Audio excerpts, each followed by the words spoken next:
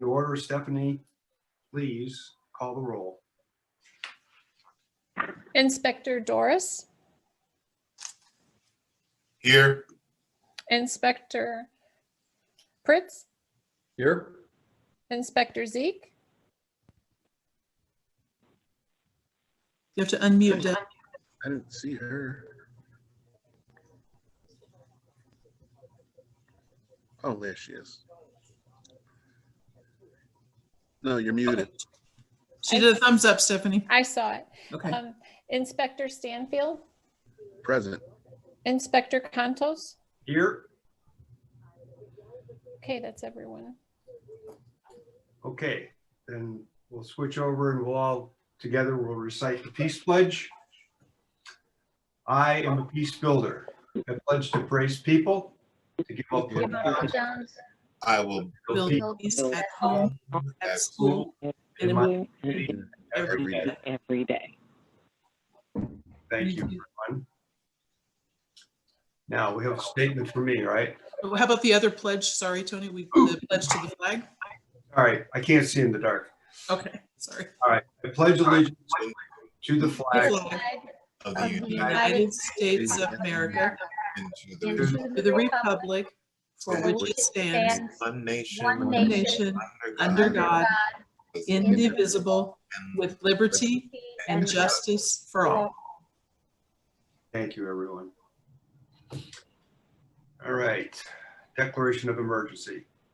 Due to the state declared COVID-19 emergency and the requirements for social distancing, this board meeting shall be conducted virtually with no persons present at the district offices, noting that it is unfeasible to have anyone present at the district office for this meeting. Can I have a motion to approve this declaration? I move that the board declares the COVID-19 emergency to be a bona fide emergency and authorize the board meeting to proceed by audio and or visual conferencing. Second? Do we have a second? Second, And that would be, okay. Emil. So Stephanie, call the roll. Inspectors Pritz, Aye. Inspector Doris, Aye. Inspector Zeke, Aye. Inspector Stanfield, Aye. Inspector Contos. Aye. Before I turn this over to Dr. Rouse, want to announce that the public comment window is extended to 8 p.m. And with that said, Dr. Rouse. Thank you. Tonight we have a series of presentations that I think you're going to find very illuminating and informative. So our first presentation is Ms. Sandy Zalewski with Communications. Sandy, take it away. Thank you, Dr. Rouse. Good evening, everyone. I just wanted to give a brief update about communications and our different platforms that we've been using, especially during remote learning. Communicating with our families is so important, especially during this time. You can go ahead, Mr. Armstrong.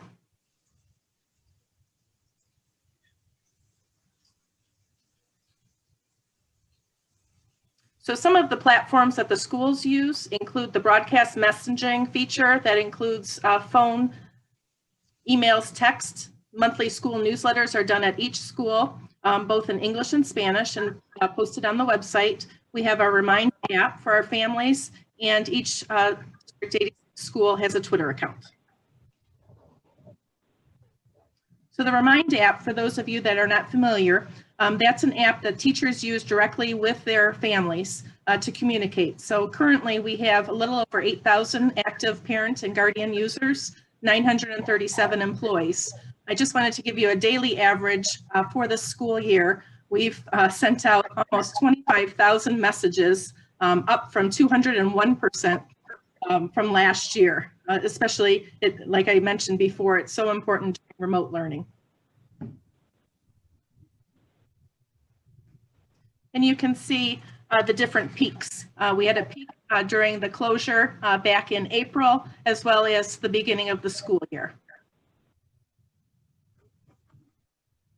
As I mentioned, each school has a Twitter account. So collectively, all the schools have a combined following base of a little bit over 3,700.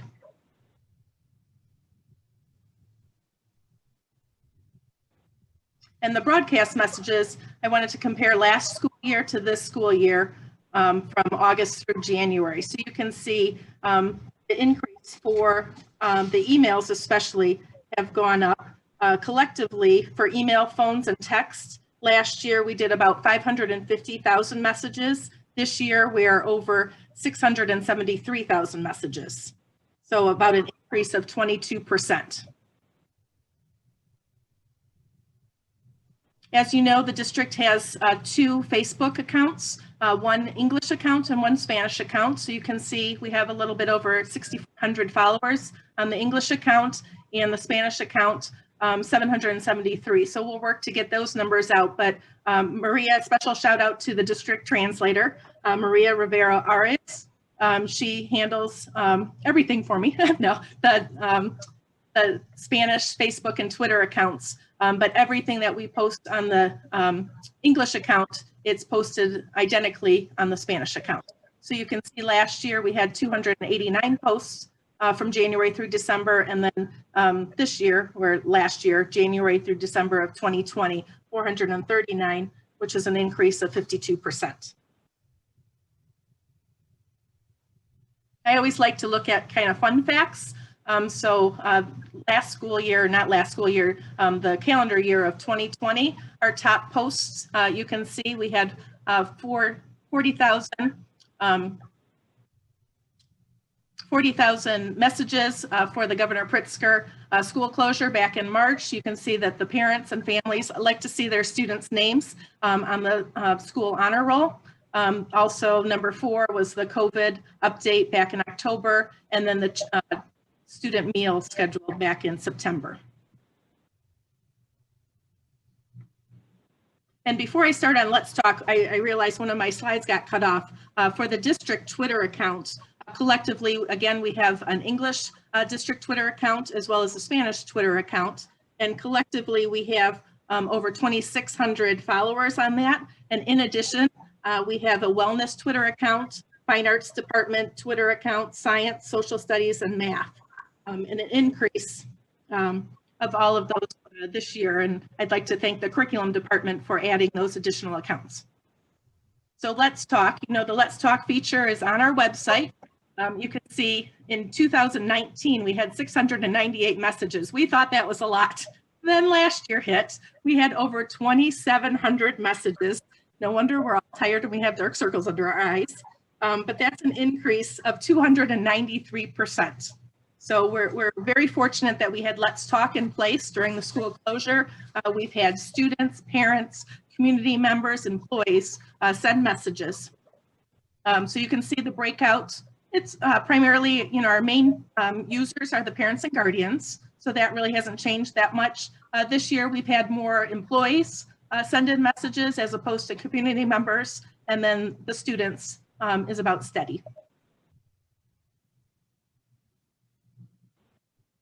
And again, in comparison of the calendar year of 2019 to the calendar year of last year, our response time, we're knocking out of the park.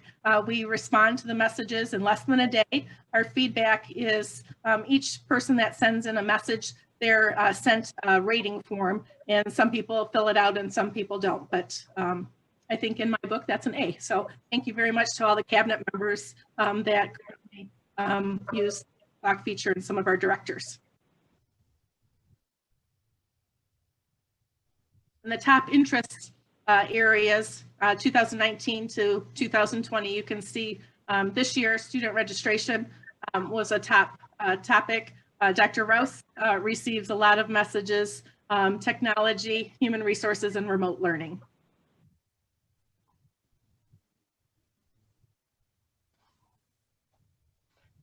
And do you have any questions? And before I ask if you have any questions, or entertain any questions, I'd just like to let the audience know that the account names for the Facebook account is Joliet Public Schools District 86. The Spanish account is Joliet Public Schools District 86 Spanish.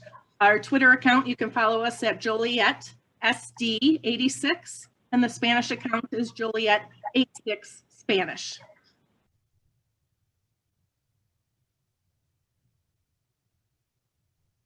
I don't have any questions, Sandy. I just want to make the comment that the challenges we face here in this current situation run across the entire district. So everything that, you know, John's department, Maria, and all the work that you're doing yourself to keep, you know, our staff, the community, all of our parents, guardians connected with good, strong communication is very much so appreciated. So thank you for everything you do. Appreciate it. Thank you, Mr. Prince. I don't have any particular questions, Sandy, but I know compared to other districts, we're doing a bang up job of filling in the holes as best we can. When I tell people what we have, they're somewhat amazed. So thank you very much for all the work. Thank you. Anyone else with questions or comments? Just a thank you to Sandy. You froze up, Deb.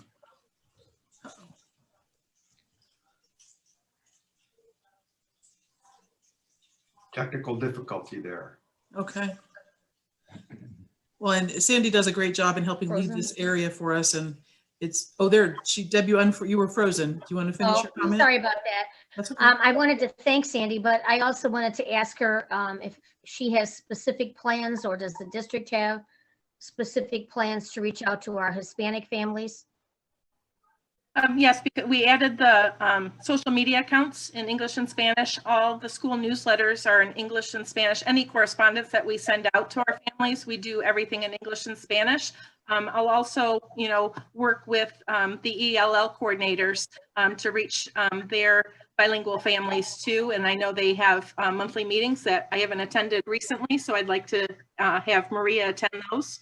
And, you know, if she can be a resource for some of our families as well. It's wonderful to see that we get private messages on a daily basis, both on the Facebook English account as well as the Facebook Spanish account. So we're in constant communication with our families and community members on that as well. So it's wonderful to have a full-time district translator to respond to those needs as well. Thank you. Yeah, Sandy does a bang up job helping keep us all on track, reminding us to retweet when she posts on the district account on Twitter, and being very responsive as we go forward. I think our communications portfolio is very complete and thorough. So thank you, Sandy, for all you do. Thank you, Dr. Rouse. Okay. Nothing else? Back to Dr. Rouse. Okay. Our next report is Mr. Paul Dufresne from our facilities, BSS and facilities area. He's our director of facilities. He has a facility check-in report that he'd like to share with us. So, Mr. Dufresne. Dr. Rose, thank you so much. Hello, everyone. Good evening. So yeah, I'm very excited to be here tonight to give a building support services update for all the great work that we've been doing.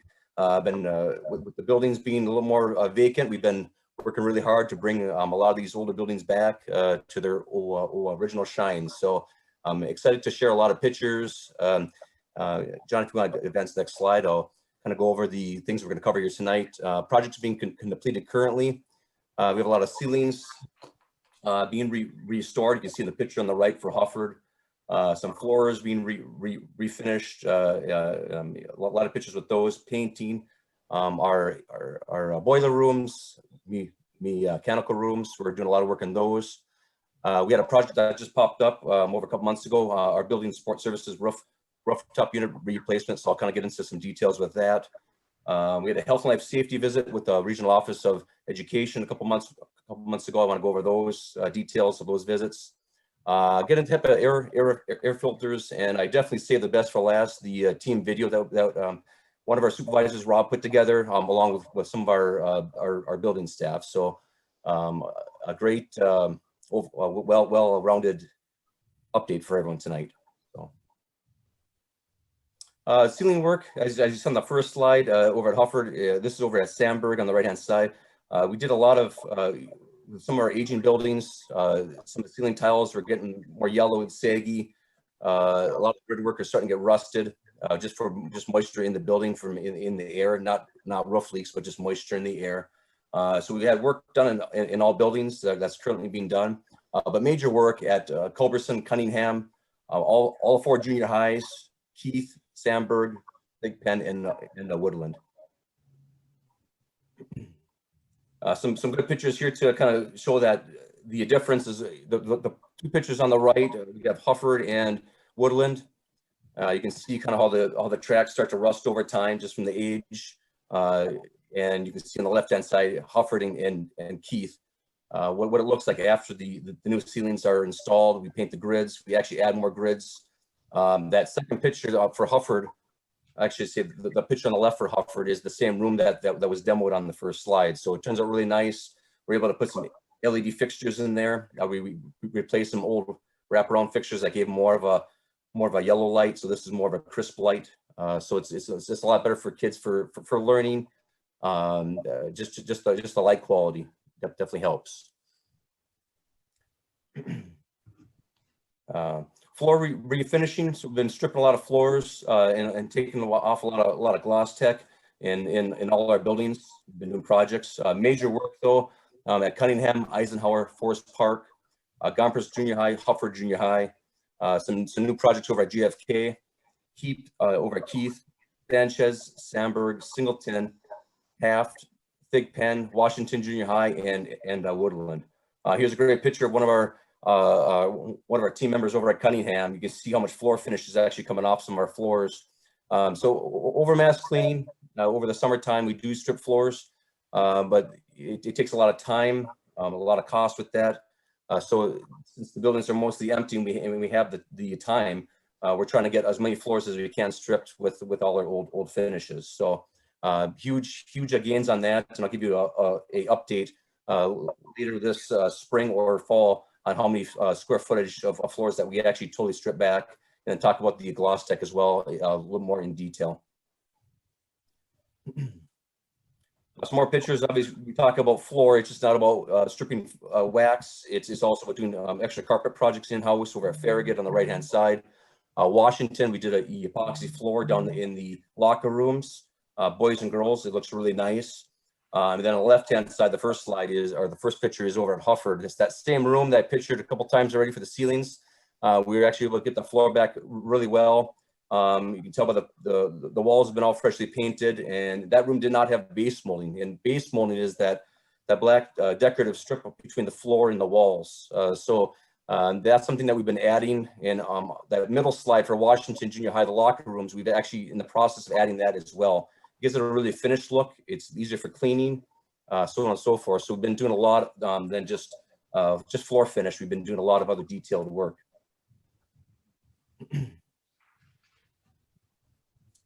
Painting, I said, everyone thinks painting walls, right? Painting walls, we've been doing a lot more than just painting walls. On the right-hand side, we have Washington here. This is the steps by the little theater. We're using epoxy flooring to coat over the rubber stairs. And then we're also putting like non-slip treads on it for safety. This is some projects that are being ran that saves the district money as opposed to just tearing everything out and putting fresh new items in there. We can salvage some of our older systems. So painting is being done in all buildings.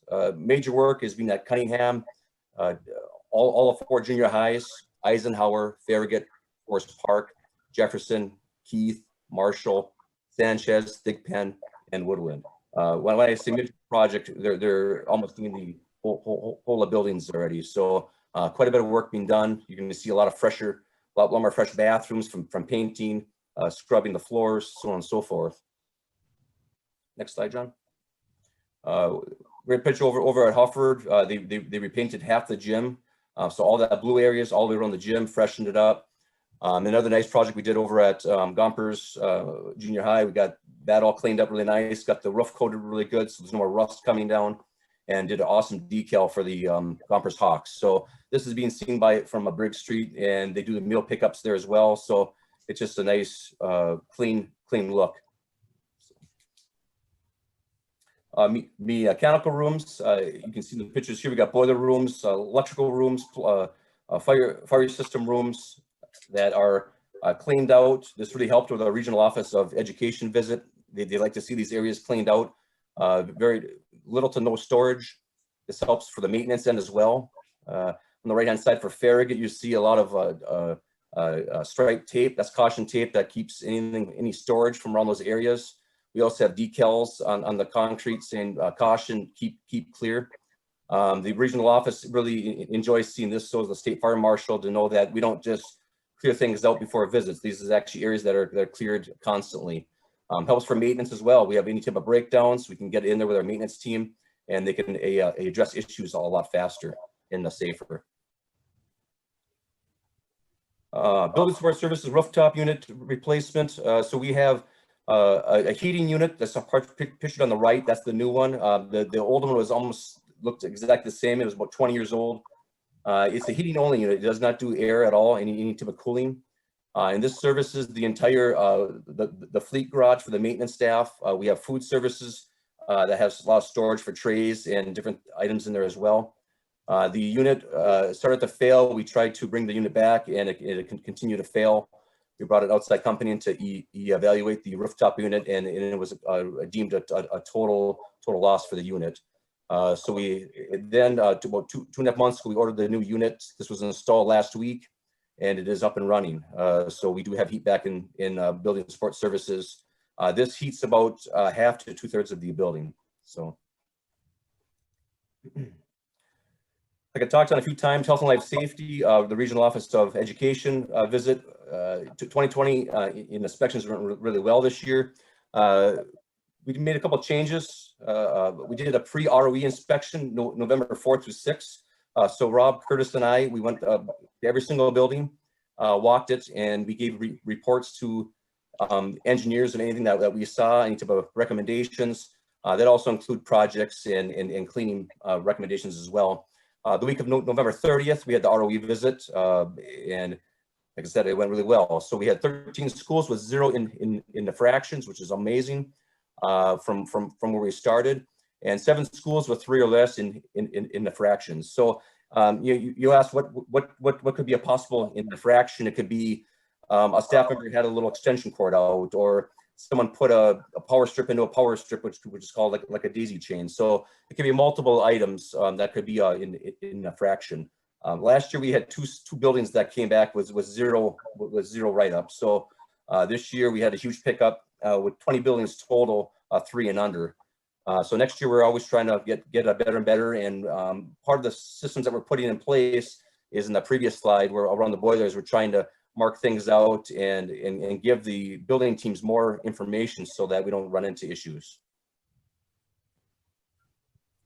Of course, with all the COVID and CDC changing their recommendations and possible the district going back into in the class learning, the district is looking at some HEPA air filter systems that are going to be put in classrooms, offices, and some common areas. We're looking at currently the Ellen HEPA air filter.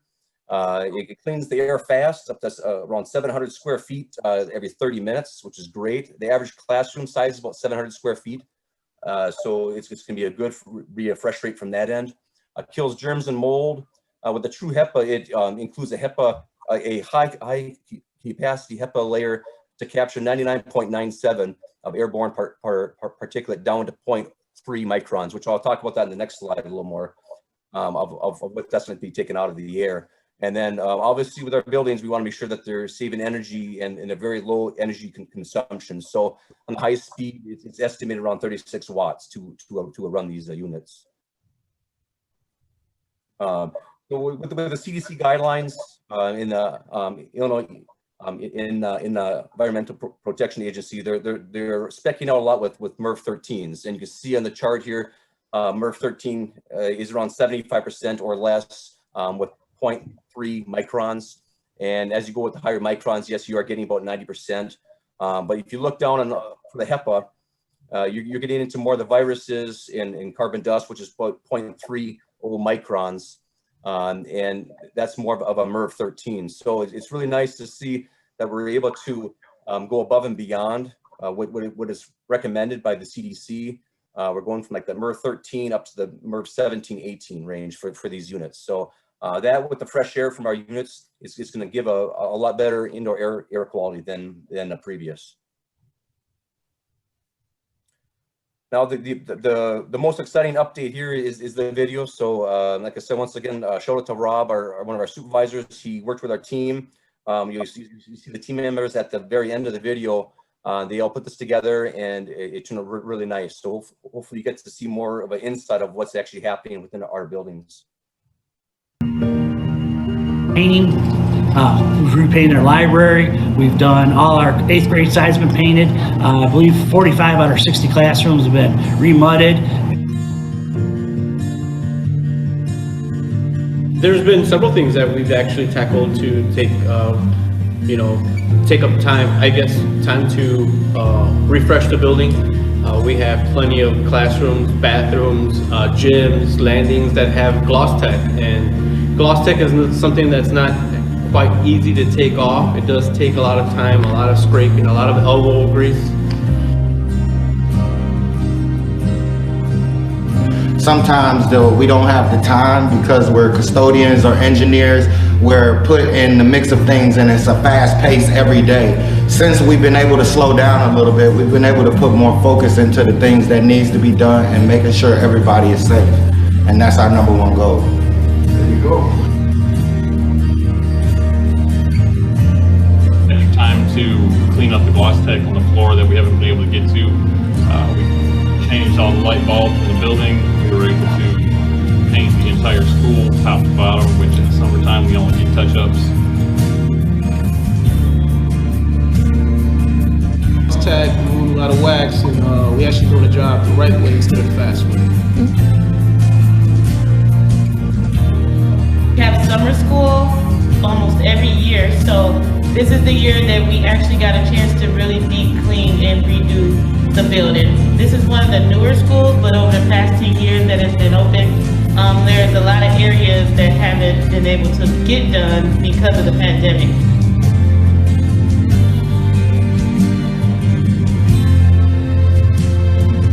I've been able to do a lot more preventative maintenance work as far as upgrading lighting at a few of the schools, upgrading a lot of electrical panels at the schools. Been able to change about 75% of the panels over at Culbertson, 50% of the panels at Gompers. I have more projects lined up for doing the same. Been able to utilize the time changing outlets, upgrading those, changing wall plates, just to bring the buildings, the older buildings, into more of the 21st century.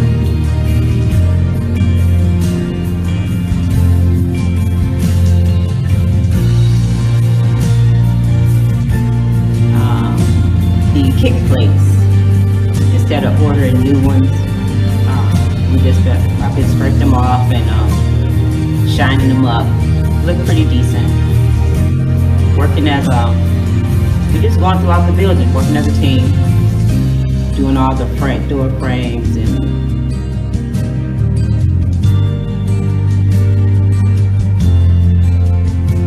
the pandemic, we were assigned to certain areas and stuff, to our own area, so we would all take care of our business individually.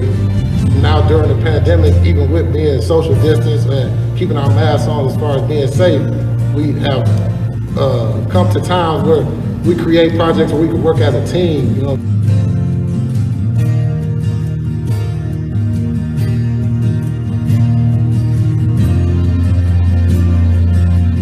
We have grown and improved as a team due to the fact that we all have been able to work together a lot more and see each other, which has then grown bonds between the team.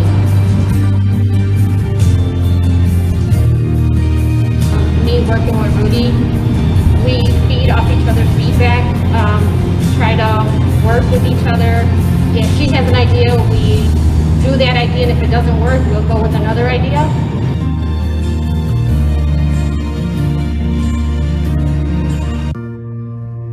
Me and my team is working good as a team, first and most. Second of all, we're being safe and courteous to one another's, atmosphere, because this pandemic is going and changing a lot of people's lives and careers and everything. So we learned, first of all, to work as a team.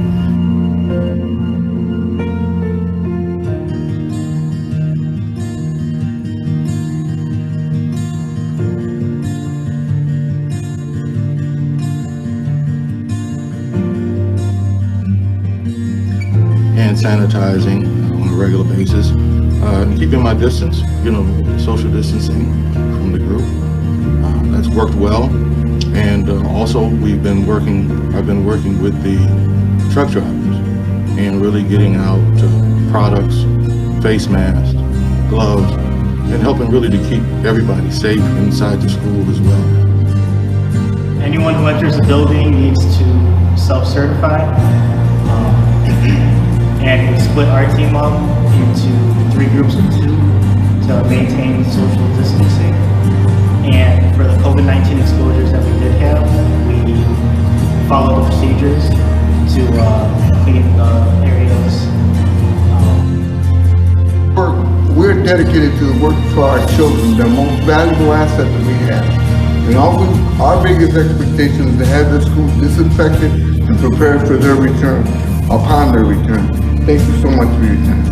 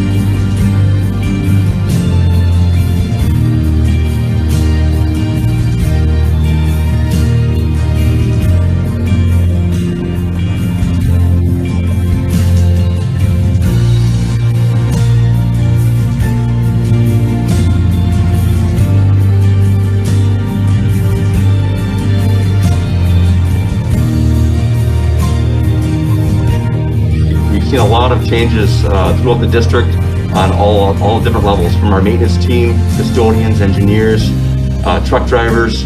Throughout the district, we've seen a lot of positive changes during this COVID time. As you've seen in the presentation, we've had a lot of awesome updates to our buildings. Our building teams have worked really hard, not just to deep clean, but to do a lot of maintenance on the buildings. And that's been a great progress and a great opportunity for the district.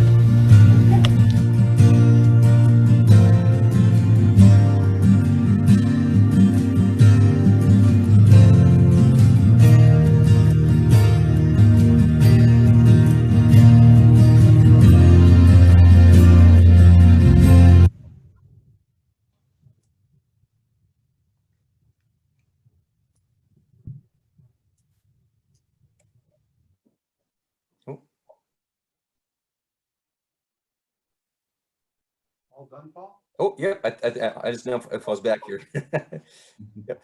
So I think the end of that got cut off, but that's okay. We got the message. so that's all that I have for you tonight. Any questions at all regarding building support services and the great work that's been done? Unintended, but this is one of the most refreshing reports I've seen in a long time. I appreciate all the efforts. It looks great. You took this time that's really sort of doom and gloom for many reasons, and you turned it into a bright spot. So thank you for everything you've organized. How about the rest of the board? Inspector Contos, you're very soft when you spoke, so you may want to adjust your microphone a little bit. Did that work? I don't know how much of that came through, Paul, but my whole message was it's a refreshing report. I didn't mean it's not a pun. It's been fun to watch that. Very organized, and I appreciate all the work that everyone's done. Thank you. Thank you so much. Any other comments from the board? I just have one quick question, Paul. The HEPA filters that you spoke of, that goes through all classrooms and common areas? It's gonna be in every classroom, offices, and then we're gonna be looking at what common areas are gonna be used. Okay. Definitely. Yep. All right, no, that's perfect. And I couldn't agree with Tony more. You know, the common theme there in that video, which was done very well, by the way, was teamwork. And it was great to see all the individual employees input on what they've been able to get accomplished, and the buildings look amazing. Thank you. you know, it's a testament to how much work you've done. When I saw the numbers on that ROE inspection, 13 schools with 0 findings at all, and 7 with less than 3. When you really think through the amount of square footage, some of the age of some of the buildings that you guys have to manage, and to come up with results like that is amazing to me. So congratulations to your entire team. Buildings look fantastic. A lot of great work being done. Thank you so much. Thank you. I can honestly say that this is the only good thing that has come out of COVID. When the kids come back to school and the teachers are back in the buildings, this is going to be so gratifying for them. It's going to be as though they're coming into brand new buildings. And I can honestly tell you, this is the only plus in the last 12 months. And you've done a spectacular job. Please thank all of your staff and crew. I do have one question regarding the HEPA filters. Yeah. In the past, ROE has always tagged us for having things plugged in. I don't know, the crystal things, the air fresheners, all that stuff. But many teachers have also brought their own HEPA devices into the classrooms. Either their students have a lot of allergies or they personally do.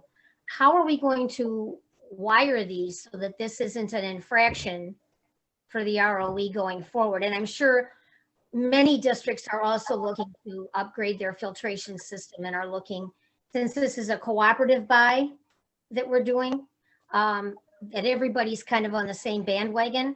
So how are we plugging these things into work where it's not going to be a violation? That's an awesome question. So as we go through the Regional Office of Education in inspections, items that get written up that are plugged in the classrooms are heaters. They don't allow heaters in classrooms. We talk about like the electronic misters, scented machines. They don't allow those as well for people with students with allergies.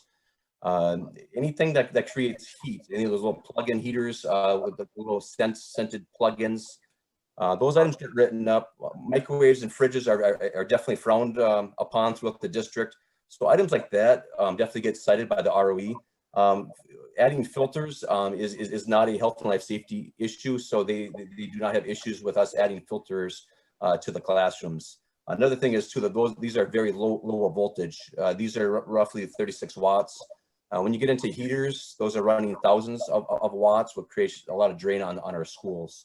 And some of the schools, obviously, with the older electrical systems. So from the health and life safety, from the Regional Office of Education, there is no issues with HEPA air filters in the classrooms. And we do have adequate spaces for these to all be plugged in. I know some of the older schools have been tagged in the past because teachers have extension cords or power strips, and because they just don't have the outlets like the newer schools do. So this is not going to be a problem. No. Not just the voltage, but they're going to have a place to plug them in. Correct. Yes. Yep. Definitely. Okay. And the other question I had regarding those, and I know it's jumping ahead slightly, but who's going to monitor the filtering systems? I mean, I know that we have extra filters. Who's going to be monitoring that as they go room to room? Correct. Yeah. So as we send all these units out into the buildings, we're going to be making sure that we're tracking every single unit, what classroom it goes in with the serial number. We have a tracking system that we're going to be setting up as well with a tracking scannable device on it. Once those are in the classrooms, we're going to be working with our engineers and our cleaning staff. It's going to be a monthly clean of the pre-filters. And then we're going to be monitoring the actual HEPA filters. They're going to roughly last us 1 to 2 years, depending on the usage. So a HEPA filter, per the manufacturer, they're rated 6 to 12 months of constant use. Obviously, ours will be running mostly 9 months out of the year, not around the clock. They'll be turned on in the morning, turned off at night. We want to reduce any risk of drawing the building at night when the building's empty. So these would be only ran about 12 hours out of the day. So we're gonna get a lot more life out of our filters from that end. And then, like I said, our maintenance staff will be servicing these monthly, annually. So we are gonna be doing the training for that as well. I had a couple of other questions.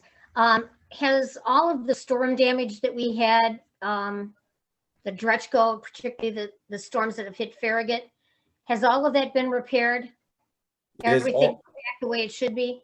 Yes, everything's been repaired. We're still working on some punch list items, but there's just small items. So all the floors have been reinstalled, ceilings have been all reinstalled, painting's been done. So as we're closing out those payments, those pay requests, we're also looking at some punch list items, some small touch-ups and stuff like that. But yes, other than that, Farragut is pretty much done. GFK is done, except for punch list items. And then Gompers, we are still waiting for some fire doors. Those should be in by the end of this week. Other than that, just some punch list items. So I imagine that all of the work that you've been doing consistently since the beginning of the year is going to substantially cut down on some of the summer work, because you won't be doing all of the classroom paintings and floor strippings and what have you. Do we have any other major projects coming up in the summer that we have to address? well, some of the buildings, some of the 2003 and newer buildings, obviously we have 4 of those, but those buildings, you're right. It depends if students are coming back in March, is going to make a couple of changes, whether we have to refresh the building in June at all. But we are going to be looking at what buildings are wrapping up their floors, painting, and everything else, and we're going to be looking at possibly doing like we did the summer before last. Summer 19, we did a blitz clean. That was basically mass cleaning in summer school buildings. So we're going to be doing something possibly similar this coming summer if our buildings are in great shape coming into June. And we're going to be looking at our bigger junior highs, Gompers, Hufford, Washington to be exact, some work at Dirksen as well, and maybe moving staff between some of the buildings that are already done or at near done, and then moving them into some bigger buildings that need a little more TLC yet. So there's going to be some changes from that end. Big projects inside the buildings, we don't see anything huge, but like I said, if we want to keep our team busy and constantly pushing forward with getting our buildings as new looking as possible. Thank you very, very much. Definitely. Thank you. Yeah, let me touch just real quick, Paul. Yeah, I know you talked about Farragut real quick. The superintendent and I had a real quick conversation, and I know the majority of that was oversight, but the amount of work there getting into the actual structure, floor joists replaced, that kind of stuff was much more detailed or comprehensive than anybody ever would have dreamed. So that's great work to get that done and ready for the students when they do return. Thank you. Thank you. Yeah, it seems that usually when we plan for a $500,000 project, it's about 6 months to try to plan for it and make sure everything goes off without a hitch, and it still does, still have things that pop up. So thank you for that. Another question that just came to mind. Did the insurance cover most of that damage, most of the storm damage? Yes, it did cover most of it. We're still doing the final numbers on it yet for pay requests and any type of change orders that was given to us by Perfection Property Restoration. So we don't have the final number yet, but hopefully soon when we get the final payments approved. Thank you. Yep.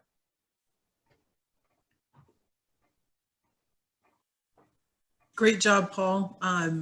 It's what I'm loving seeing is the movement from people not really liking to work with other people to we've got teamwork happening now, and that's a credit to your leadership, and really appreciate that change in tenor of the department, of the staff, and the amazing work. When I came back into the office after winter break, I had to stop myself before I even crossed the boardroom floor because I was afraid it was still wet. It was so shiny.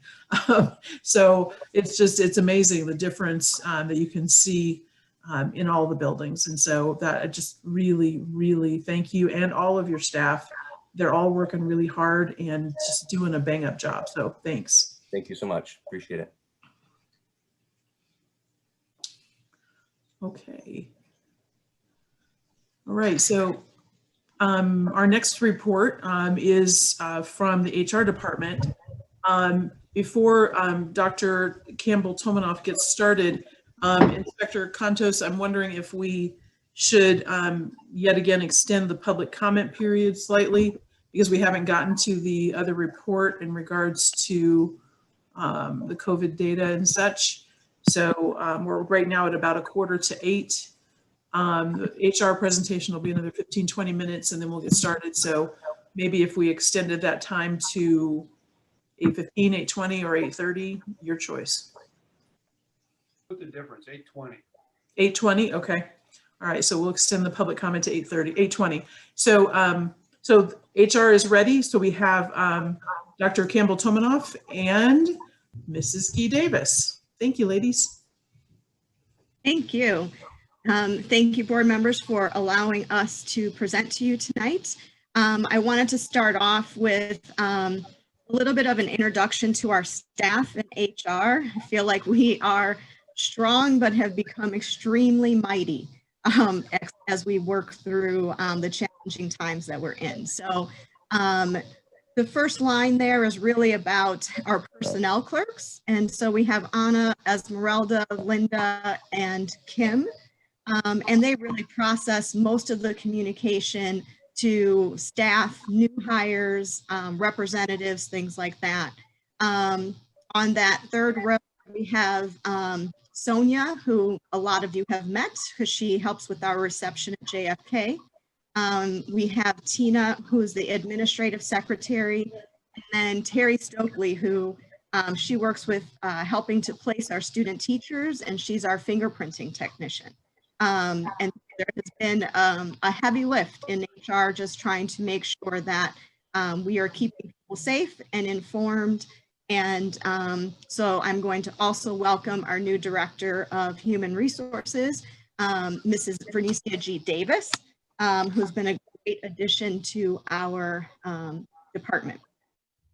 As you know, HR covers many different areas. We do provide specific human resource services, but we also help with the front desk at JFK. We work on compliance, anything from ISBE to the ROE compliance in regard to our records, professional development, and our staff, recruitment, compensation, labor relations, fingerprinting, student teacher placement, some new expectations related to Title IX, and then of course the COVID tracking is mainly handled by HR with some assistance from our Student Services Department.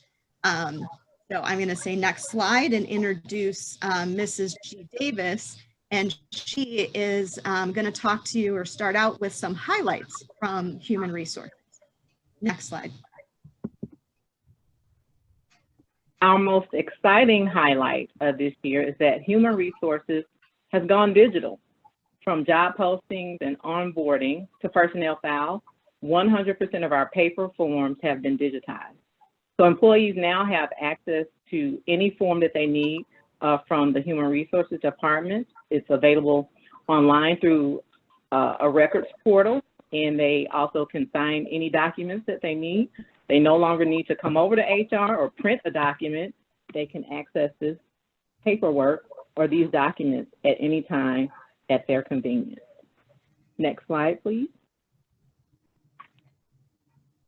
Another big highlight from the Human Resources Department is our rollout of PowerSchool platforms. We have several platforms that we have rolled out and will be continuing to roll out this year. Our first platform is applicant tracking. This platform allows us to manage all of the interviewing process, any onboarding, a part of onboarding, but managing interviews, managing applications, anything that involves a person who's interested in working for our district, we can manage it through this platform. This was rolled out in April of 2020. The next platform is Records. And again, this is the platform that houses all of our documents, so you can update your address, you can request a lane change, anything, any paper form that was required before is all in this platform. And so it manages lots of our paperwork. So no more paper, everything is digital. The next platform is Professional Learning. This platform is replacing or has replaced the My Learning Plans platform, which basically houses all of the professional development that the district offers. Courses are developed here. We manage compliance for professional development through this platform as well. So all staff are able to sign up for courses. Departments can create courses and trainings through this platform, so we are excited about it as well. The next platform is SmartFind. This was rolled out in July of 2020, and basically this is replacing the ASOP system, which manages staff absences. This also assists with substitute management. So substitute and staff use this platform to enter absences as well as to find vacancies for substitute jobs. The last platform is Perform, which is really our evaluation system. Perform for the support staff was rolled out in September of 2020. And basically all of our evaluations will be housed here. They're all electronic at this time. So we're excited about Perform. Next slide, please. All right, so in regard to PowerSchool, just to kind of give you a brief understanding of how it's changed some of the processes and practices that we've had in HR. So applicant tracking and records have been the two main pieces that got rolled out early on.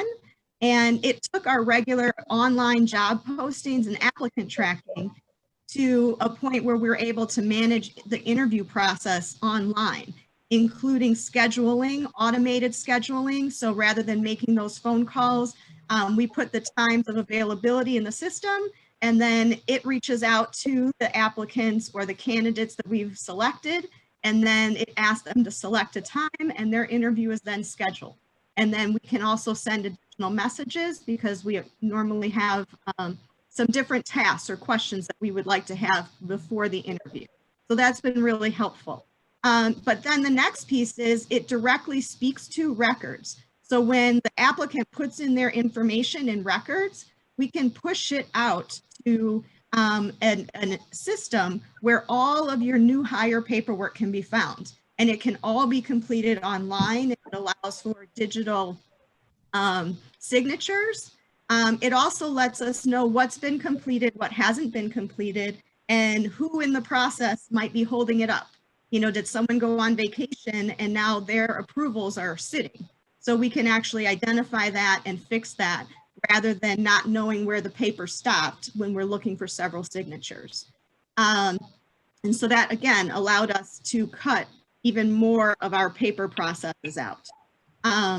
Again, the job postings go on to the administrative side. So it didn't just make our new hire and staff process digital, but it also made our administrative process digital. So now all of the requests that come in to do postings that need particular approvals, even if we want to send out reference checks, all of that is done online. Even our form for background checks is completed online. From there, then either Terry will set them up to come into the building and get fingerprinted one-on-one, or we've also been referring staff to the ROE because they've been helping with that. So all of that can be monitored and processed in the system, and now there isn't a need to have people waiting in line at the HR office to have processes or turn in paperwork. And so that's really been helpful and exciting. Next slide. So, but one of the things that we do want to make sure you understand that we are keeping consistent is how we interview and how we process candidates, because we still want to make sure that we're getting the best candidates for the district. So our interview process is still very district focused, trying to get away from the individual school piece, understanding that when someone's hired, they're hired for the district, and they may assist in any one of our schools or buildings based upon where we think that they might be the best fit. Cabinet members participate in a number of those interviews depending on the level of staff, but you also have directors and coordinators and other administrators, and even just colleagues that sit on those interview teams to help determine what might be the best fit for those staff. So yes, we've got some new approaches and some new practices, but our foundation has really been trying to keep some consistency in bringing staff on and keeping our expectations high. Next slide, please.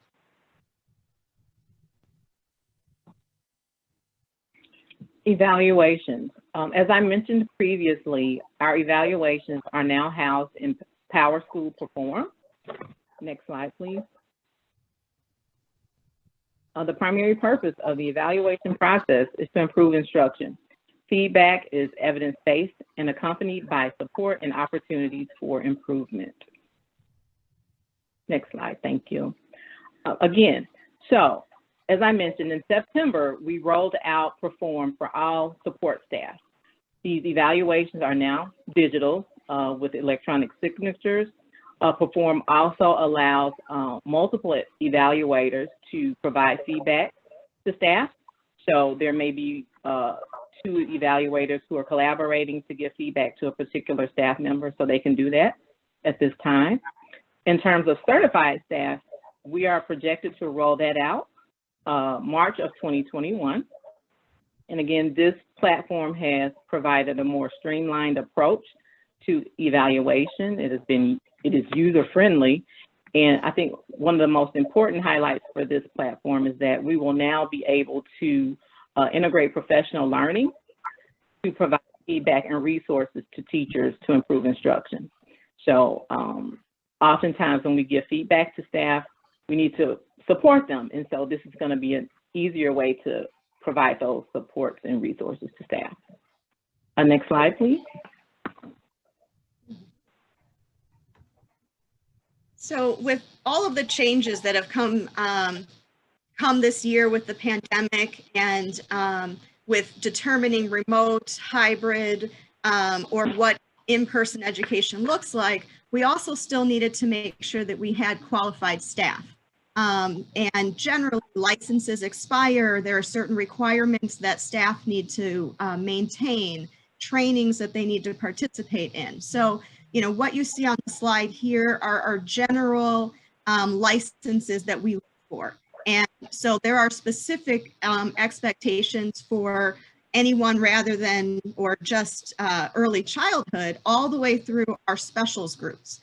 You know, our sped ed, our bilingual, our music, PE, our social workers, counselors, psychologists, and all of them have had small tweaks to the expectations regarding the due dates, when they're set to expire, when they need to get their professional development done by, as well as additional rules that have highlighted and helped us in our hiring process.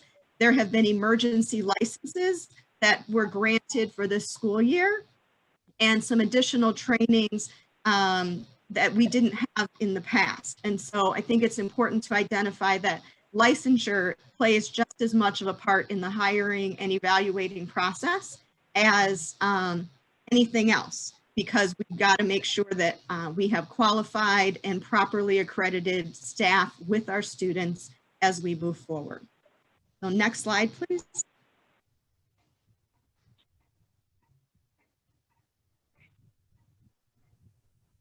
So I am not going to I'm not going to read all of these different pieces, but compliance is kind of the name of the game. Before COVID hit HR, I would say that compliance and monitoring is probably the biggest challenge of our department.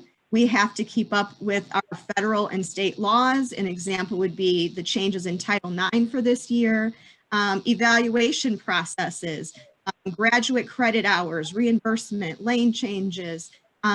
We do a ton of state reporting. We keep attendance for staff. We do service recognitions. We also work on what are the state requirements to make sure that our staff are properly trained. And so then we always talk about the fun GCNs.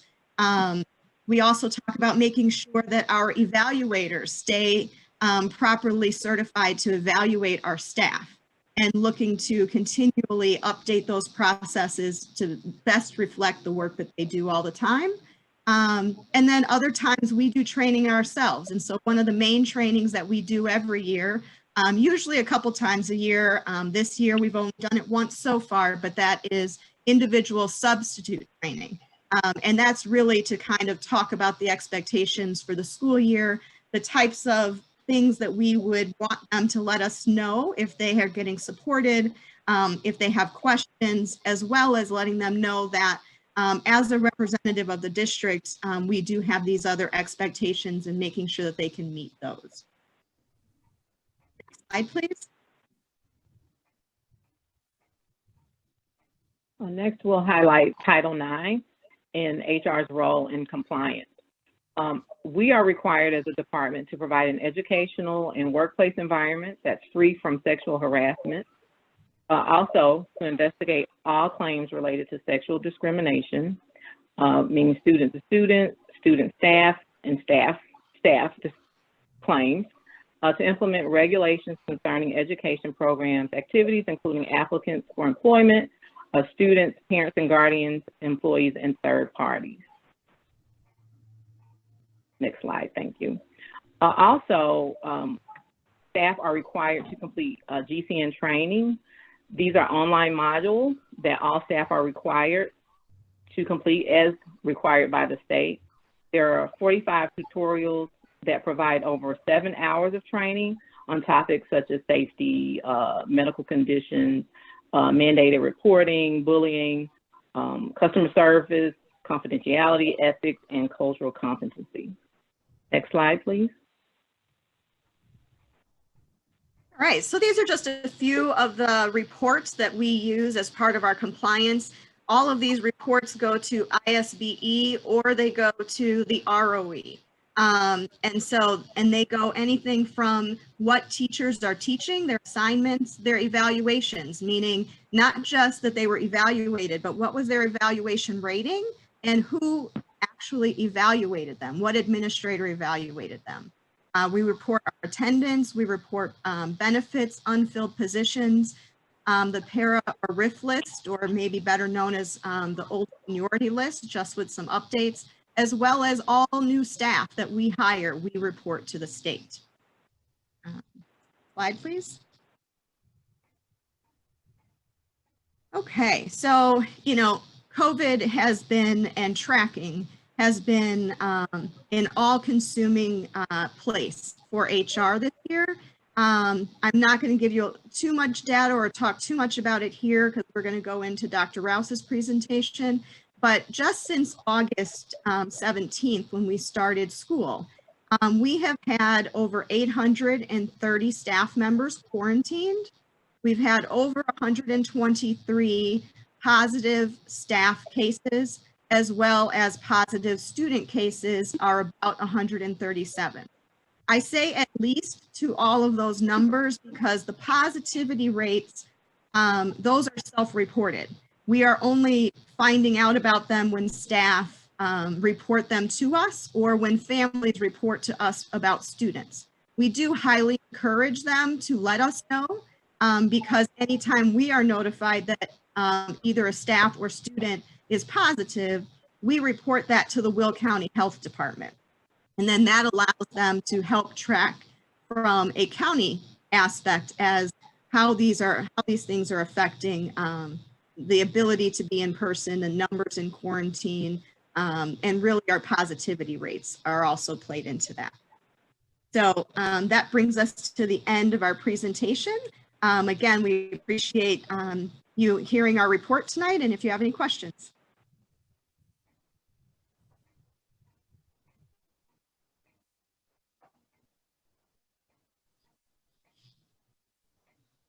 Yep, no questions for me. Another comment of great work. A lot of work going on there in HR. So really appreciate it. Keeping everybody straight. Good job. Thank you. We are staying busy for sure. Other comments? I just want to say I really appreciate all the work that Dr. Campbell-Tumanoff and Mrs. Guy Davis do for us. They keep us on the straight and narrow when it comes to all the compliance pieces and keeping us focused on self-certification, all the different COVID aspects that we've had to add to their plate this year. It's been a crazy ride, but they're doing it great and they're doing it with grace, which is appreciated. So thank you, ladies. Thank you very much.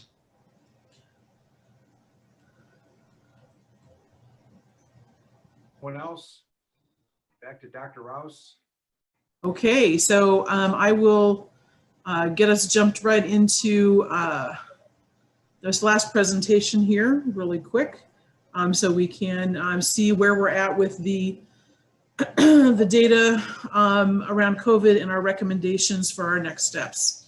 And I want to start by saying I appreciate completely the time that each of you as board members gave to me as far as our one-on-one conversations that we had last week. You've been very helpful in helping to guide this process, and that support is very much appreciated. We're going to look at the COVID data. We're going to talk about the COVID vaccination realities here in Will County, talk a little bit about student attendance, in-person assessments, and the recommendation moving forward. So as you can see here, from the October board meeting, the December board meeting to the January board meeting, we have the Region 7 data as well as the Will County data. You see there is some decline in positivity rate, which is good. The positivity rate has been bouncing back and forth a little bit for us, and that'll show up more in the Joliet numbers. As far as Will County, again, there is a drop down here, which is a nice piece to see. As of January 17th, you can see that we dropped below double-digit positivity in Joliet across the zip codes, but just 2 days before, some of these were actually closer to 13 to 15%. So it's kind of an interesting piece of data to consider.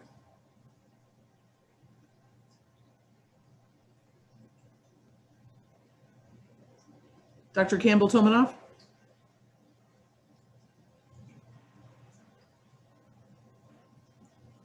Sorry about that. So staff sent home from December, the December board meeting until last week was 130. Again, please remember that October and up to the December board meeting, we had been in person at least once to twice a week. So the end of December through January included all the holidays, as well as we were only requiring certain staff to come to the building. So that's where you would see a change in that number. We do anticipate going back to some of the prior numbers if we can get, and just moving forward from there. Again, the average time away from the building, I didn't change, but it is extending due to new CDC guidelines about who can come back and when they can come back. But again, due to the fact that most people were remote, that average is not necessarily showing up in the ways that would be properly reported. Since our December meeting, we have had an additional 42 positive staff cases and an additional 61 student positive cases since our last meeting. So the new variable in this mix is the COVID vaccination. You may have heard the governor is projecting that the state will, in some regards, be in phase 1B starting on the 25th. As of last Friday, the director of the Will County Health Department informed all the superintendents in the county that they are still currently administering vaccinations for Group 1A, and they still are several weeks away from that process being completed.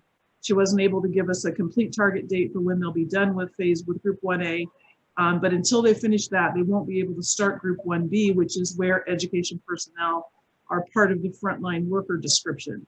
There's also questions around the vaccine availability.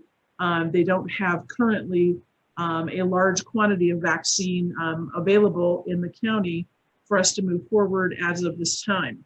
We did do a survey just a couple of weeks ago of all employees, asking if they are, who's ready for a vaccination and who's not. So a yes or no. 60% of those who responded, which we had about, of our 1,700 employees, there were roughly 1,500 that replied. So a really good return rate. The 60% said they're ready to get the vaccine, answering yes. 40% said they're not. We are doing some information sharing and asking staff to really educate themselves on the vaccines that are available so that we can hopefully encourage more participation once we're available to do that. The health department has asked for school nurses to be ready to assist when it's our turn. Our school nurses have been working with Dr. McNeil in the Equity and Student Services Department to come up with a plan for what that would look like. Basically, we're considering we would have, if possible, 4 vaccination sites for employees, 1 per quadrant, using the junior high gymnasiums. And that would allow us to streamline the process. We'd have 5 nurses at each site. They have a plan set up. There'll be a ton of PPE available to make certain everybody's safe, and everyone will be scheduled for a time, not just a random show up. So we'll keep our staff informed as we get closer to that process. Again, the county health department, they will let us know when they're ready for us to begin that process. But as it stands right now, as of last Friday, several weeks before that is going to be able to be available at this point. And just like everything throughout this entire pandemic, all of that is subject to change at any given time. Dr. McNeil? Good evening. So attendance is always and continues to be a priority for us, for all staff. We've taken an all hands on deck approach to how we make sure that we account for our students. And what I mean by that is what we've learned is that what absences used to mean in the past. It meant that a student was sick. It meant that there was a family emergency. Well, we know during a pandemic, it's more about surviving. Life is happening to us all, and it is affecting when our students are engaged in school. But because we're all wrapping our hands around students, making sure that we are accounting for them all, then we're finding some success, at least in keeping up with our students. Principals, administrative teams are doing home visits, actually physically making contacts with families. Office staff and nurses are constantly making phone calls. And our teachers, our paras, our related service staff, they're using that family engagement time at the end of the day to make sure that they connect with those families when students aren't logged on. The district office is continue to partner up with the Regional Office of Education, to which they are actually putting kind of a hold on truancy referrals. So they continue to work with us and support home visits, but they're not interested in consequencing families right now during this time. But we're seeing some success in terms of keeping up with all of our students, and everybody is participating in that. I found this comment in social media the other day, and I thought, you know what, this is really important that we all consider that in case we need to hear this, students really are not falling behind. They are surviving a pandemic. Educators, you're not behind either. You're also surviving a pandemic. And thank you for every ounce that you give. And the grace that we're giving to our staff as far as their ability to only be in the building 1 or 2 days a week versus being there 4 or 5 days a week, like some districts do. The grace that we're giving to the request to be at home all the time because of a childcare situation currently. All of that grace, we need to remember to always give that grace to our students as well. Expectations can't be the same because we're not in person in the classroom as we were before. So having that grace and remembering they're surviving a pandemic right along with us. And to that end, I'll turn this over now to Mrs. Bradley. Good evening.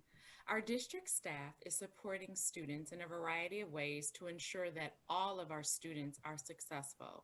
A few examples of support include frequent communication with students and families, providing additional time to complete assignments, and providing tutoring, mentoring, and after-school clubs and activities for students to participate.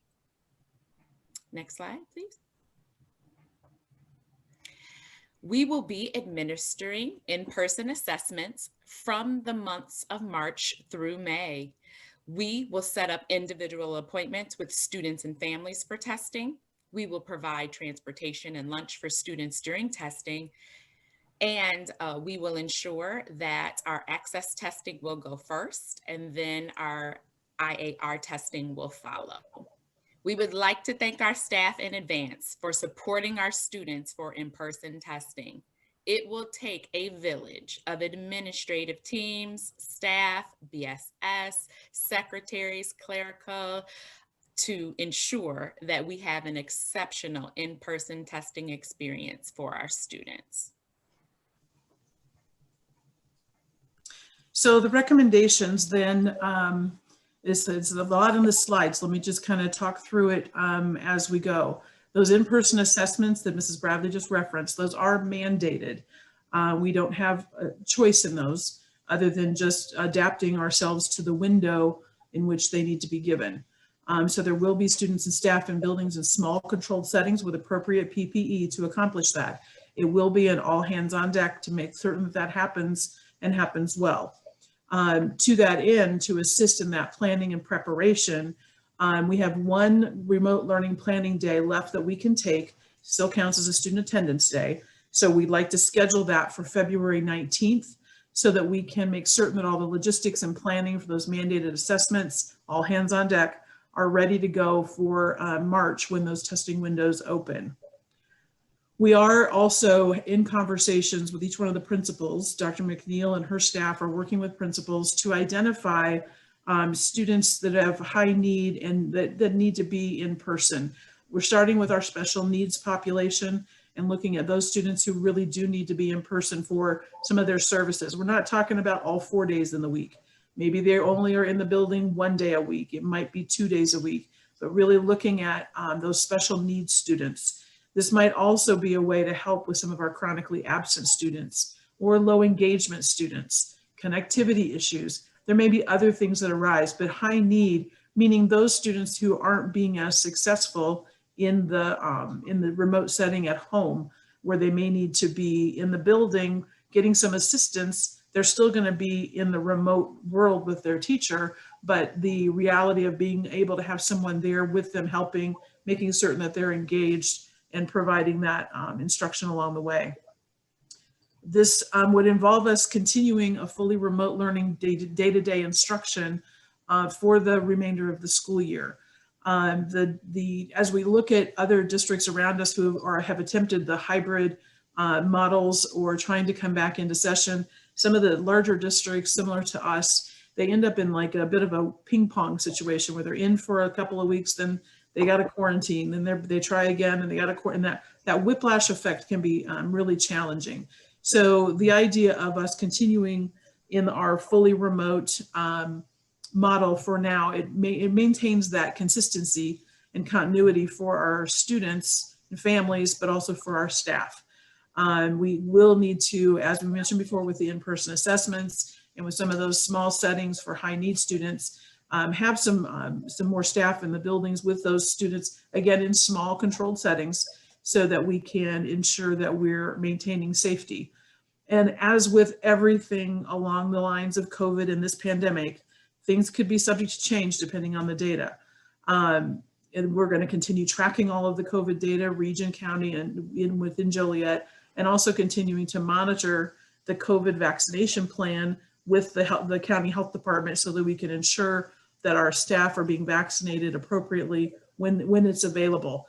And just so that we're clear, there is no vaccine available for students yet. The youngest aged child that can get a vaccination is 16.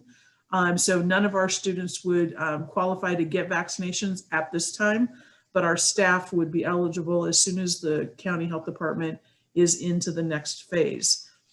So again, News at 11 will keep you posted on that, but these are the recommendations. So what does that look like on the calendar? Basically, this is what we have left in January. And we do have a school improvement day on the 29th, so that's only a half day for students.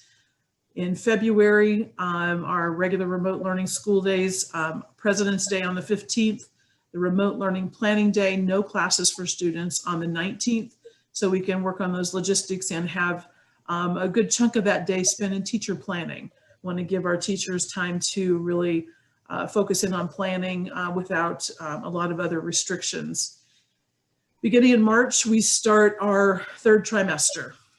We have the holiday on March 1st, and then we move right into the third trimester. We do have a school improvement day then on the 12th of March, and spring break then at the end of March. which takes us into the beginning of April. Easter does tag on to our spring break this year. It's earlier, which is nice. The midpoint of the third trimester falls at the middle point of April.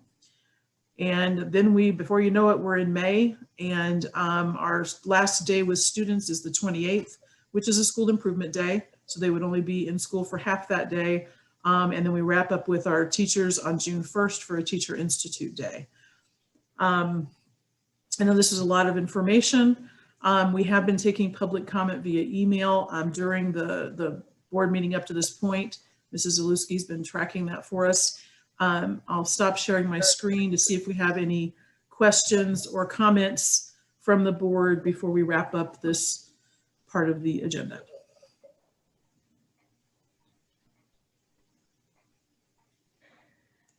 I can just make one comment, Dr. Rouse, first.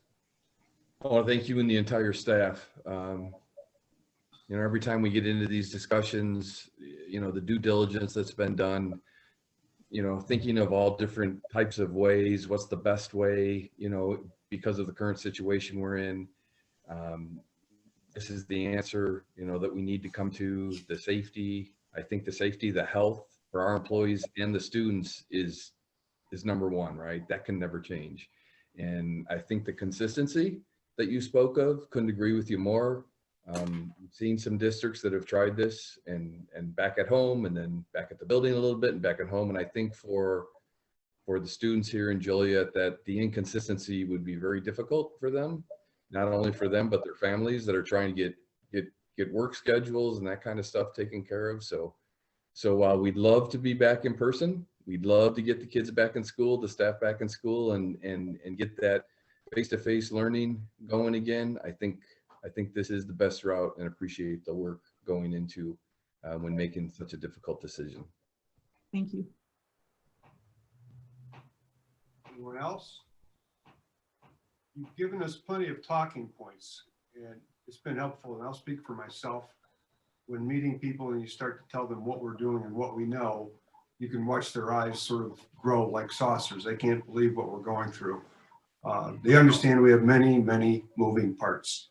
And someone today asked me a question about, well, why couldn't you go back in March? And when you start to relate all the things that you talked about tonight, whether it's testing and whether it's waiting on the federal government, the state government, or the local government to come through for us, they recognize that it's not all up to us. We've got plenty of data to review, and you have done a good job of letting us all know what's going on. So thank you. Any other comments? I appreciate all the information that you've shared. I certainly appreciated the opportunity to talk with you one-to-one, as I'm sure the other board members have.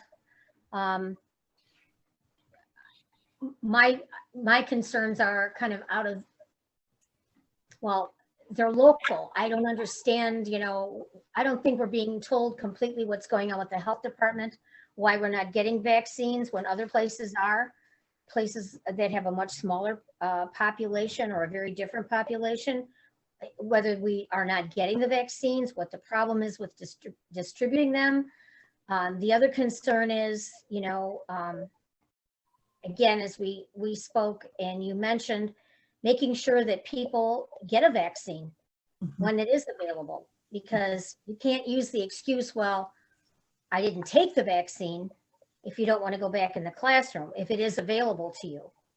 And the reality is we don't know who our students are in contact with. I mean, we may know who we're in contact with, our immediate families, and how we are trying to isolate ourselves. But we don't know that our students are able to do that. Again, you get back to contact tracing. So, you know, when you do go in and you are exposed, you know, there's just so many things on the plate there. And, but I do appreciate all the information and all the effort that it's taken to bring that all together. So I certainly appreciate that. Well, if I could just comment briefly to the health department piece that you brought up. The executive director and the lead doctor for the health department meet with the superintendents in Will County every Friday morning. They give us updates, they answer questions that we have, and they're working with us very closely so that we have the information that we need. And basically the size of this county, the amount of healthcare workers in this county have pretty much exhausted the vaccine capacity that they've received thus far in the county. They're moving to the other aspects of phase 1A, which includes long-term care facilities and things of that nature. That's what they're moving to next. And until they get through with those folks in that first group, then they'll be ready to come to us. I know it's there's always interesting pieces that will show up in the news, and you'll see where some areas are starting into that next group already. Typically, those are smaller counties or areas that, for some reason, got a larger allocation of vaccines to be able to get the process going. So our school nurses are ready to jump in as soon as we have that capacity. They have it available. We will be jumping on it. And within about a 2 to 3 day time period, we should be able to have our employees vaccinated. So we're really hoping, we're working close with the health department so that our plan is ready to go. We're going to get the gymnasium set up and ready to go so that once we know we can get vaccine, we can get started. So they're not hiding any information. They're sharing with us every Friday. And I trust what I'm hearing from them. And it'll be several weeks until they're done with that first group. And as soon as they're done, they'll be ready to jump on it. So if they get a big influx of vaccines and they can get more done, they will. They're working hard on it. Do we have the freezer capacity for vaccines if you're giving them in large groups? We would be, because we would be dividing into the 4 different sections within the district, the number of vaccines we would be getting, we would be using within that day. We wouldn't need the deep cold storage that's needed. So they would bring to us the number of vaccines that we request for that day per site, and we would use them in the time period that those are viable for that day. So if they're viable for, like, say, a 4-hour window, then that's the window that we would do vaccinations and rotate through the people that we can during that time. They don't want us to have to go buy deep cold storage because that doesn't make sense. They'll manage that part, and each day we would get a new allotment for the vaccinations that we're going to be doing that day. So they're working closely with the school districts so that we can, again, support that without having to go too crazy in purchasing equipment that we don't need. Thank you. Mm-hmm.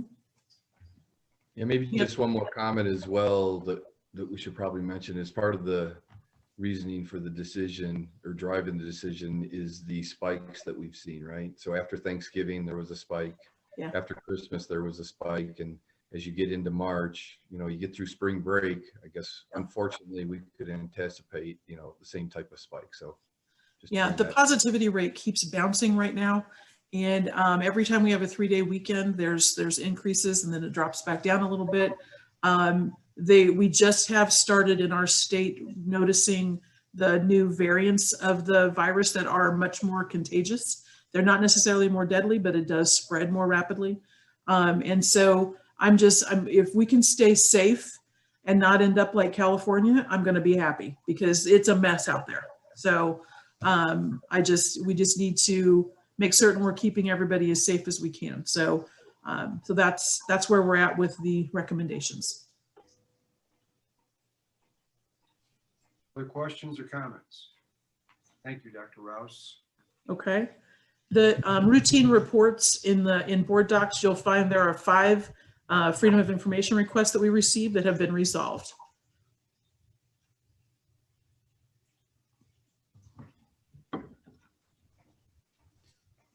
Right.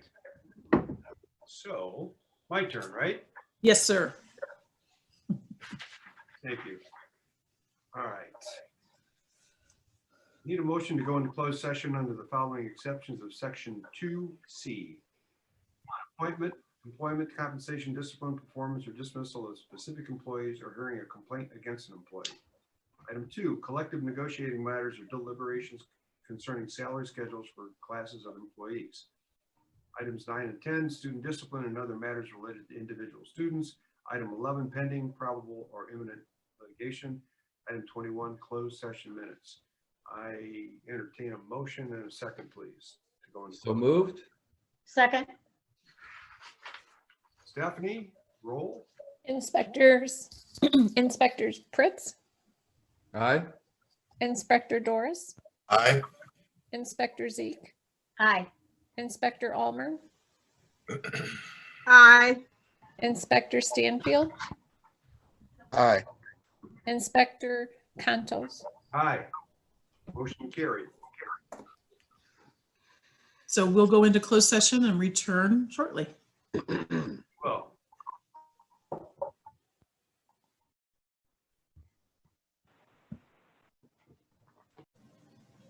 Okay. Inspector Contos, go for it.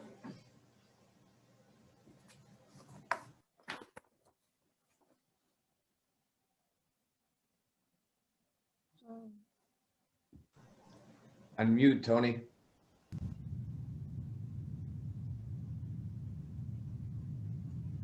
I'll go ahead. Inspector Contos, you're on mute. Can you unmute to bring us back in? Okay. There we go. Yeah, I didn't know it muted us all. We'll reconvene and we'll begin with Stephanie. Please read the consent agenda. Consent agenda. The action items listed under the consent agenda are routine business items that will be adopted by a single motion of the board unless a board member or the superintendent requests an item be removed from the consent agenda, discussed and voted on separately. Okay, so here are the items. Minutes, regular meeting, December. Minutes, closed session, November. Report number 99, authorization of the destruction of closed session audio recordings. Report number 100, payroll, treasurer's report and bills. Report number 101, a resolution authorizing the preparation of the 2021-2022 tentative budget. Report number 102, personnel report, compensation, hiring, promotion, termination, resignation, discharge, and retirement, change of status. Report number 103, change order number 001 to a contract for 2020 roofing work at Taft Elementary School, Carl Sandburg Elementary School, Joliet, Illinois. Report number 104, lease agreement with the U.S. Bank Equipment Finance for the lease of 5 Xerox copy machines. Report number 105, resolution authorizing signatures on a bank account. Report number 106, resolution authorizing the disposal of district equipment, janitorial equipment no longer needed for school purposes. Report number 107, resolution adopting an agreement with Dark Trace Ltd. for the provision of cybersecurity services. Report number 108, resolution approving an increase in the treasurer's security bond. And report number 109, gifts. All right. Are there any requests to remove an item to be discussed and voted on separately? Okay, then I'll entertain a motion in a second to accept those. So moved. Second. Stephanie? Inspector Pritz, Aye. Inspector Doris, Aye. Inspector Zeke, Aye. Inspector Almer, Aye. Inspector Stanfield, Aye. Inspector Contos. Aye. Motion carried. Dr. Rouse? Okay, here's for public comment. So Inspector Contos, you want to address public comment to Sandy? Sandy, can you update us on public comment? Yes, I can, Mr. Contos. We have several comments, and if you want, I can get them started. Please. Okay. Okay, the first one is from Michelle Lingle, a teacher at Washington Academy. Her message is a ginormous thank you to Catherine at Washington Junior High and Academy for cleaning out some closets in the academy that had been full of materials that needed to be discarded. The amount of time and effort on her behalf was above and beyond. Much love. Thank you, Catherine. And the other comments have to do with remote learning. Next comment is from Annie Henshin, a teacher at Forest Park. Good evening. As an educator in our district, I wanted to first start by saying thank you. I know your job on the school board may feel thankless at times, but I cannot express the importance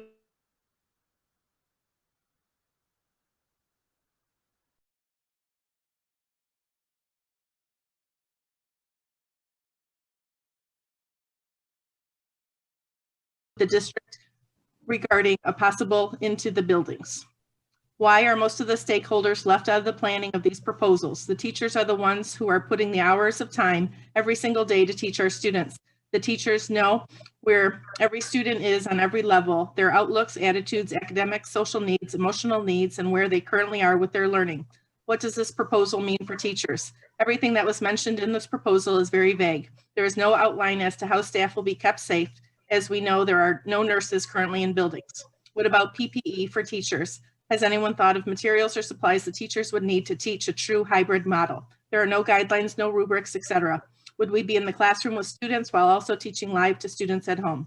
What determines if a student is high needs? There is no rubric for that either. Again, all is mentioned in a very vague, generalized outline of what high needs means. I don't know how we can ask teachers to justify what students will be allowed to return back in buildings because of their high needs, or if they should remain at home. Without a true rubric or guidelines, how do you explain to one family in your class that their student can come in, but to another family, their student is not high needs enough to attend? That is putting our teachers in an extremely unfair and awkward position.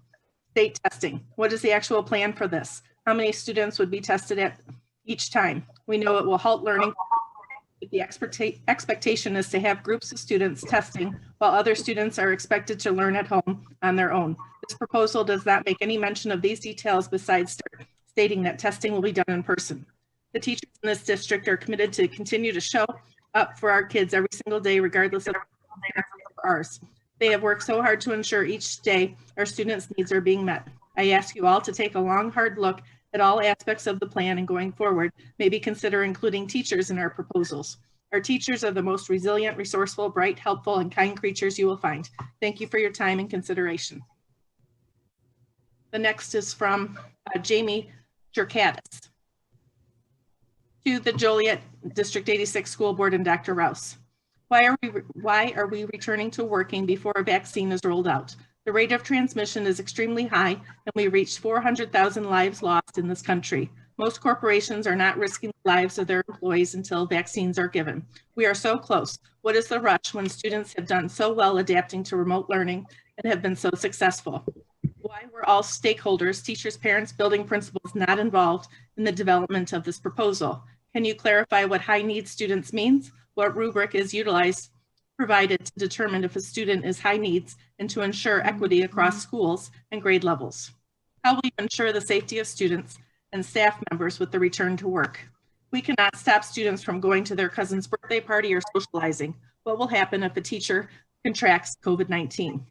Can you clarify small controlled setting in regards to IAR testing? For example, the recommendation is 6 feet apart. Will students be 6 feet apart? How many students will be tested in one classroom at the same time? IAR testing is proposed to be from March 1st to April 30th. How long will one grade level take to test? What will students not taking the test be doing? Computers are not holding a charge from so much use. At home, many students have them plugged in all day. How can we plug in so many computers at school while ensuring social distancing? Jamie Gerardis.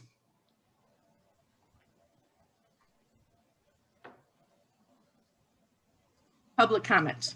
We've been very fortunate to work remotely during this time. It has allowed us to monitor the situation and make decisions that will keep our families safe.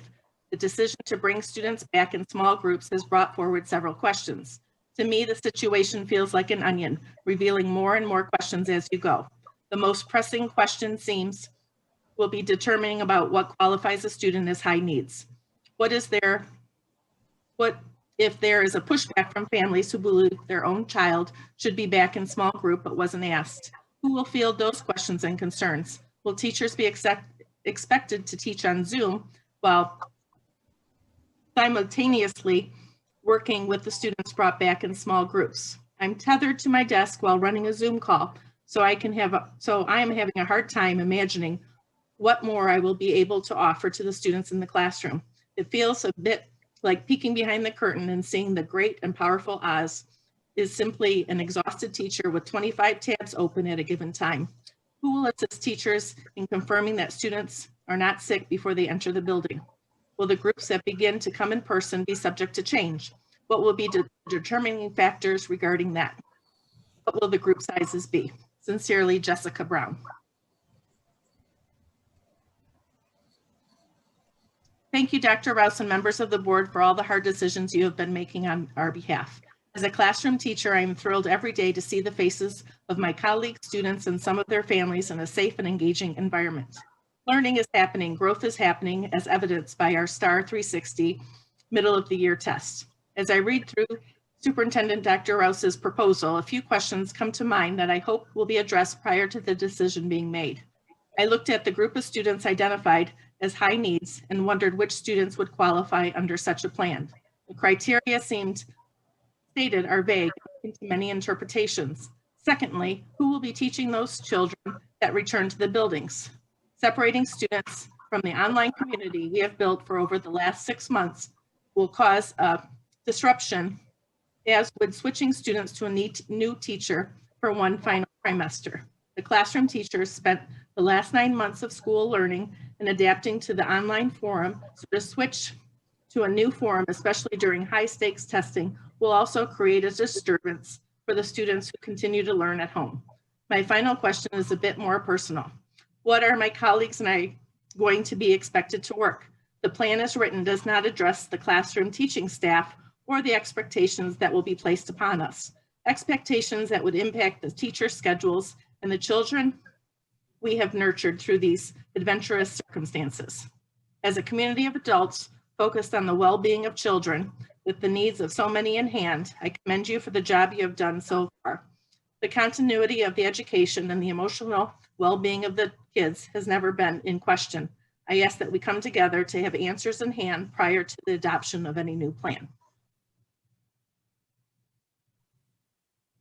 And I don't know if I said the name. That was from Kimberly Baltus.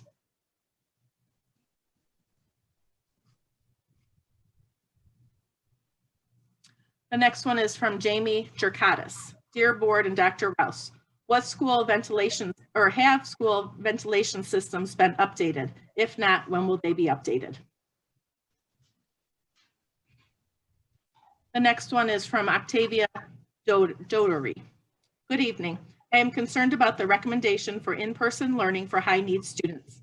Experts state that when we are entering the height of the pandemic with more COVID cases and more fatalities projected in the next 6 to 12 weeks nationwide. Even with the hope the vaccine brings, we are not out of the woods just yet. Added to those grim projections is the uncertainty about how long before we have mass distribution, as well as trepidations about the safety and efficacy of the vaccine. The situation is projected to get worse before things get better. My concern is for the staff and the students. I believe that it would be prudent to continue the current remote model. Yes, we all want our students with specialized circumstances to receive equitable instruction, but at what cost? I believe that we can implement and/or exhaust all strategies in the current remote model to assist our high needs students without compromising the health of all stakeholders. By keeping staff and students remote, our board and district administrators have done a commendable job during these unprecedented times by choosing prudence over haste. Now is not the time to act hastily. Let's continue to put the health of all of our highest regard and continue the remote model for all students and staff. And I think that might be it. All right, thank you, Sandy. You're welcome. Dr. Rouse? Yes, sir. So the action item that is before you is related to the recommendations made regarding our plan. I'm going to just reiterate those briefly here so that you're aware again before you make the motions. Mandated in-person assessments are required by the state and federal government. We will need to figure that plan out. That's a plan in process with a committee working through the curriculum department that involves many stakeholders.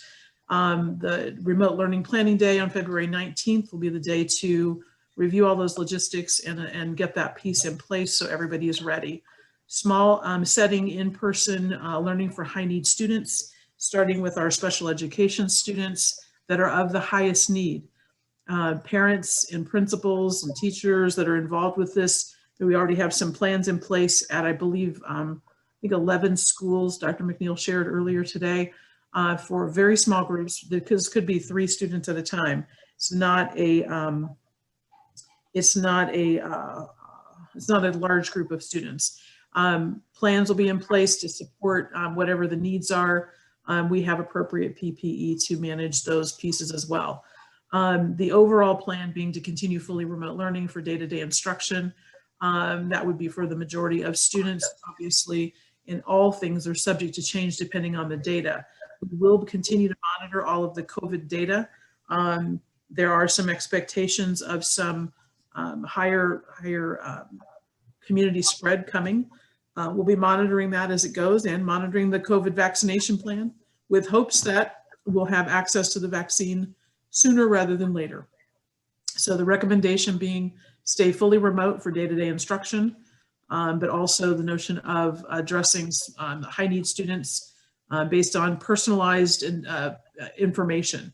You can't do it's not a one size fits all. It's about what does each individual child need, and some children need some in-person instruction, and the mandated in-person assessments that we don't have the ability to say no to. So that's where we're heading. So that's the recommendation, and yeah, there we are. That stops it right there. So we need a motion at this point. Mhm. I entertain a motion. So moved. Second. All in favor? Stephanie, the roll call? Yes. Inspector Pritz, Aye. Inspector Doris, Aye. Inspector Zeke, Inspector Ulmer, Aye. Inspector Stanfield, Aye. Inspector Zeke, I'm sorry, you're muted. I'm sorry. Aye. Okay. Inspector Contos, Aye. motion carried. And carried. All right. Do we have anything else here from anyone? Nothing, Dr. Rouse? I just would love to say thank you to the board for your continued support.